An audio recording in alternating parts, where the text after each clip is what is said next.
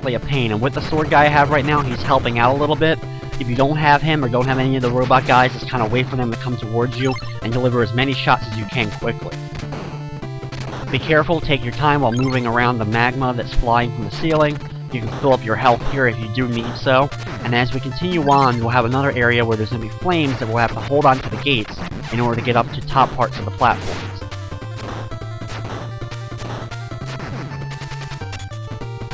As far as the storyline goes in the game, it takes place in the year 2030, where medical technology has developed to the point that cybernetic devices can replicate human movements and human limbs, so it's actually not too far-fetched, not too far into the future.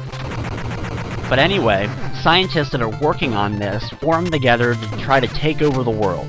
General Gus Grover, who is the main villain of the game, along with a lot of these other evil scientists, form a group called the Metal Command, which is this big evil group that try to take over the world.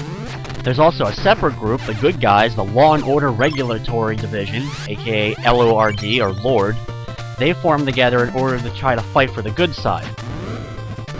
As you can see right here, I actually got my full powered up ability finally from getting 2 of the same exact Alpha Beta symbols in a row 2 times. So I now have my full charged up form for a period of time. You can see that there's a timer at the top of the screen. Once that runs out, you end up going back to your regular form. So it's really cool, but at the same time it's also a little bit of a pain to try to get to it. And once you finally do, you lose it too quickly for it to be as effective as it probably could have been. But it is a nice little feature to have in there. So you may be wondering why our main character is in this predicament and why he has these cybernetic arms. Anyway, he's a cop from the Bronx who's chasing down one of the evil cyborgs that's part of the Metal Command. And anyway, while chasing him down, he ends up being involved in an accident where he basically gets crushed by a large thing of rocks that crushes his ribs and arms and such.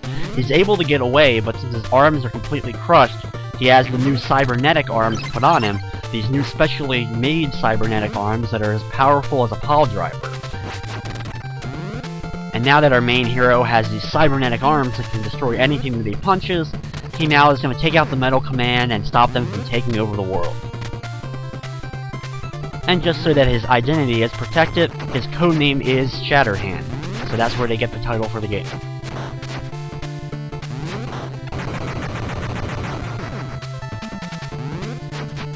For the most part, this elevator segment is pretty easy to dodge most of the stuff in it, and if you've been through any other parts of different elevator segments in games, it's relatively easy to dodge stuff until you get to the end here, so you have to be very careful when trying to get around these gears. It moves up, so I usually move to the far right when it travels upwards so that I don't get hit by any of the gears.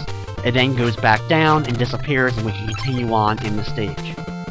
We can refill our health real quick right before the boss battle, and then we enter the boss room.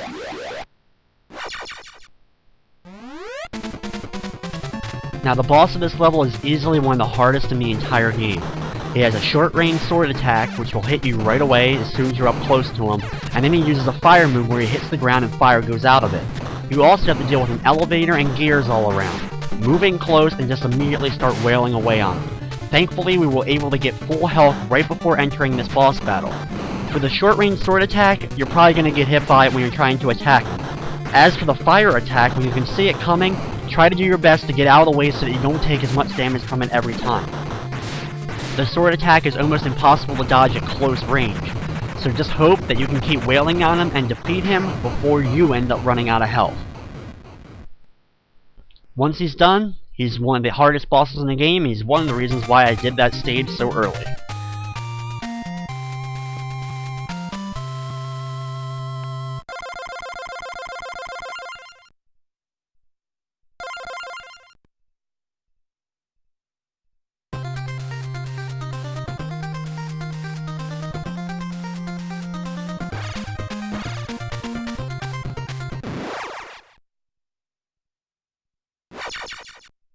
Our next stage that we're going to do is Area C.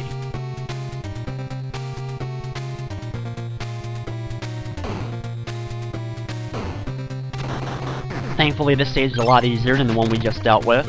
Already at the beginning of the level, there's a power-up system, so if you do have enough gold, you can afford to buy. Unfortunately, I do not have enough gold at this moment, so I have to avoid this power station for now.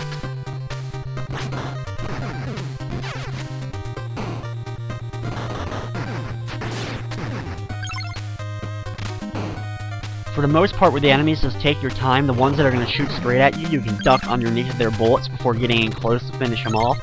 And then when it comes to the stuff sticking out of the walls, just wait a couple seconds for them to stop, and while they're stopped, you can move through and continue on through the level.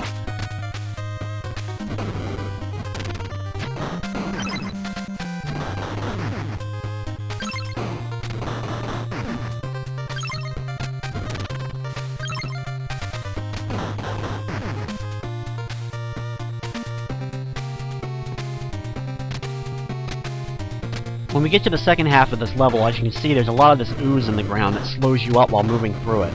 The enemies that are flying around can be annoying, especially considering they can gang up at you multiples at a time. Thankfully though, they move relatively slowly, but when it comes to the big guys in the tubes, just back away from them. They walk relatively slowly that you should either be able to A, jump over them and completely avoid them and continue on, or keep backing away and delivering quick punches to them to defeat them before they end up hitting you.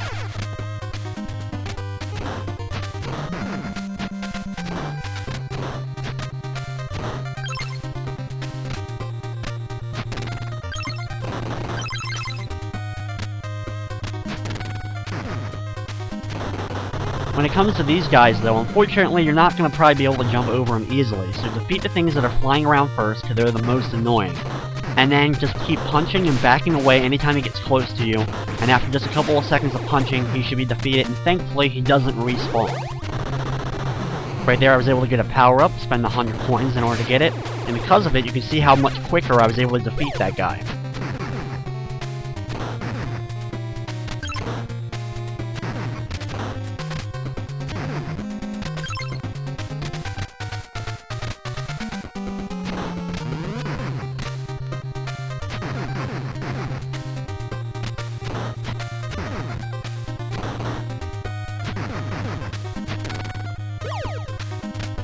Now we have some more tube guys. Once again, same strategy applies. Punch them and back away, or you can jump over them if you're able to get over them, but with powered up fists, it only takes a few hits to take them out. We have another one, back away, and continue the punch. After a few seconds he's done. We have the ability to refill our health, which I will take advantage of here. Defeat some of the flying guys before taking out the last of the tube guys.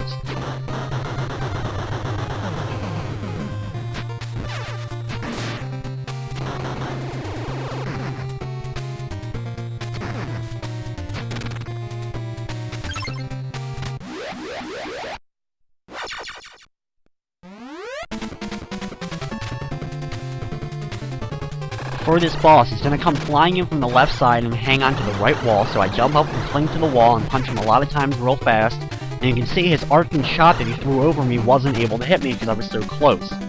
The hardest thing about dodging him though is the move where he just jumps from wall to wall, so you're probably going to end up taking a hit or two from those because sometimes he just does it really quickly and you won't be able to see it coming. If that does hit you, don't feel too bad about it, just really start continuing to focus on him, and you'll be able to dodge most of his projectiles. And he'll just keep going back and forth between the two walls, jump over him if you can, keep delivering hits, and thankfully that's pretty much all you can do, so it ends up being a relatively easy boss battle.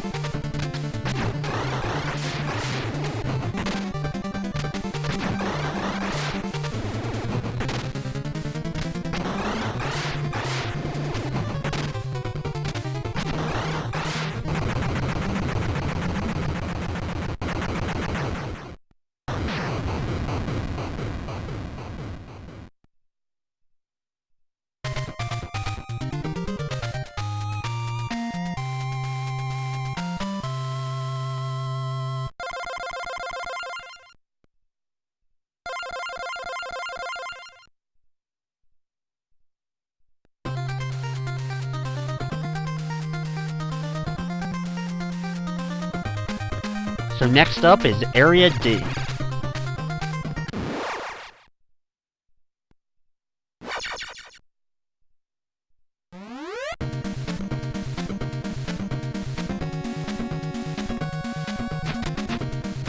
Once again, at the beginning of this level, we have another one of the power-ups, but unfortunately I don't have enough money to get it yet. For the most part, these enemies are pretty easy to get around because they're going to be the same basic ones that we've been fighting for the last couple of levels. You can duck under or stay on the platform below most of the ones that shoot at you. And then as far as the other ones that come close, just give them a quick punch before they're able to do any damage. As far as the big walking robots, as you can see right there, I was able to get onto the platform above them to get away from them. The biggest part about this one, though, is instead of like conveyor belts or fire, we have to deal with ice in this stage. So your traction on the platforms is a little bit skewed, and you're going to be sliding around a lot.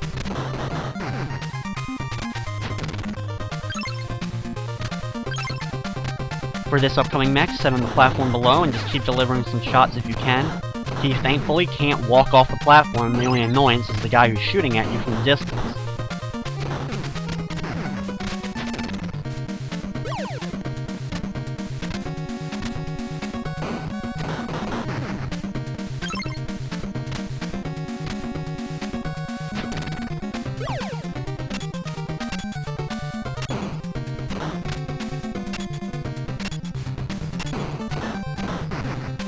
After we reach the top of this area, when you continue moving to the right, you're going to have to deal with another one of these arcing bomb-throwing guys to take a lot of hits to take out. In fact, there's two of them right back to back.